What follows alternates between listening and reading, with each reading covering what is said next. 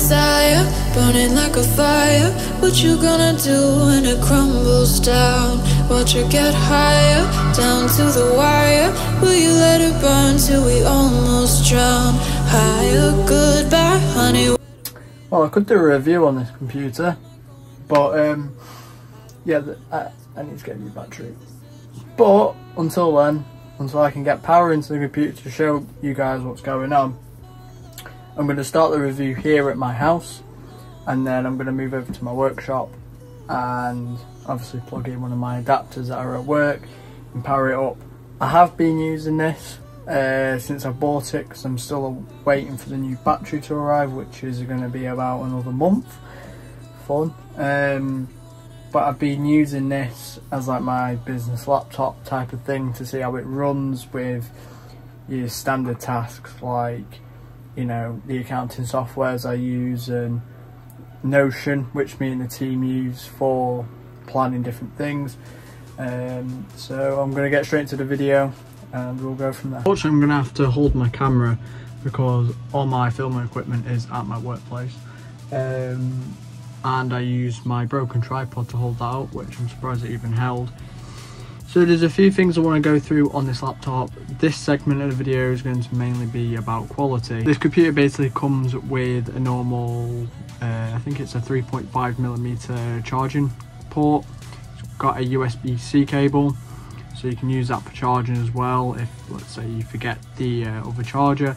That's what I've been using as my, should I say, power adapter, hence the battery being completely dead. I do have a GeoBook 3X, I think it's called, arriving at the workshop soon, but it needs a lot of TLC doing to it, so I can't really make that review yet comparing it to this, but I will make a separate video of the GeoBook E1 versus the GeoBook 3X. On the right side it has a 3.0 USB port, a microphone, headphone jack, and a micro SD card reader.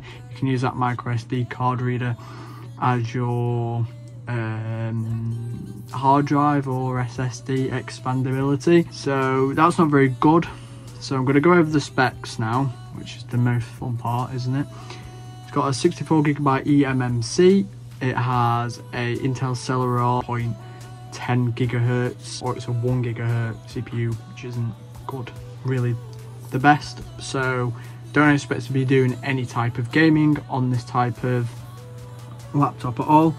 You could probably at a push download something like Minecraft on it, because it runs off a 720p 60Hz refresh rate monitor, which I really don't like. I don't like that it's 720p. If you do a bit of adjusting in there, you know, you change it so it's a bit bigger, £20, you can't really go wrong. But if you want to pay the retail price, avoid it. It's probably good for a kid, maybe about 10 years old, you know, just getting into, you know, just need a laptop just to watch YouTube on or anything else along those lines.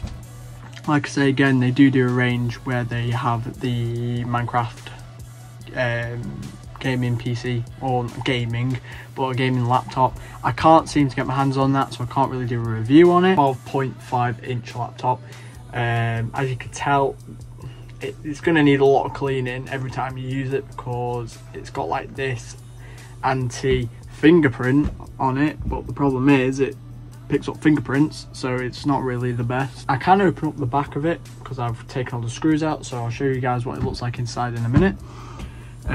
There is a lot of deck flex. I'll even show that I'll show you guys that now. The keyboard, let's start with the keyboard. We always have to start with the keyboard.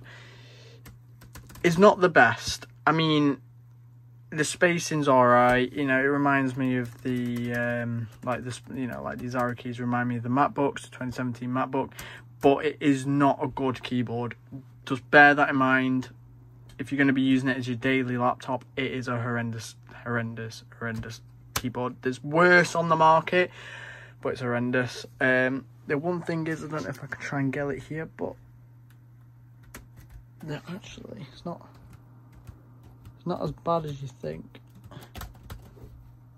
It is on this. Maybe I've got It's more here, isn't it? It's a shite keyboard. It's a shite trackpad. That's what I mean to say. I mean, it's got the nice satisfying click, but I mean, come on, it's crap. That's all I'm going to say about it. It is crap. Screen is crap. Look at the bezels. You can see where you can take all of this off. Crap. But for a business, it's not even that. Not even that. It's meh. That's all I'm going to say. Another thing, if you want to see my gaming setup or my gaming office at home, go and check out my main channel, which is called Leap. I'll leave a link in the description down below. I've done a 2023 video on this whole entire setup. I've just realised my RAM light. Oh Jesus. Of course, I've got this keyboard, but I hate it because of how dirty he gets. But, you know, other than that, go check out my main channel. Rick has fallen over. Let's get back into the video. Again, it is light, it is portable, but it's also shit, so you can't really say much more than that. Because it's an eMMC laptop, that means everything is soldered. You cannot expand the storage, and it looks like this. If you guys don't know what it is, that green bit there is the motherboard. The silver bit is like an aluminum heatsink, and you can tell on the bottom where it's you know, metal, is all a heatsink. So if you're doing anything, you know, long and continuous, you might feel the computer getting a bit hot. That's because it's a heatsink. Bit like the MacBooks. MacBooks are heatsinks as well, but this gets hot. If you're going to use it, it gets hot. That's the only issue. However, it's just a standard laptop that you'd probably find in an Asus laptop with also an eMMC chip in. The next thing we're going to move on to is George at the workshop, where I'm going to plug it into my adapter, get the software up, and I'll talk to you guys about what's going on with that.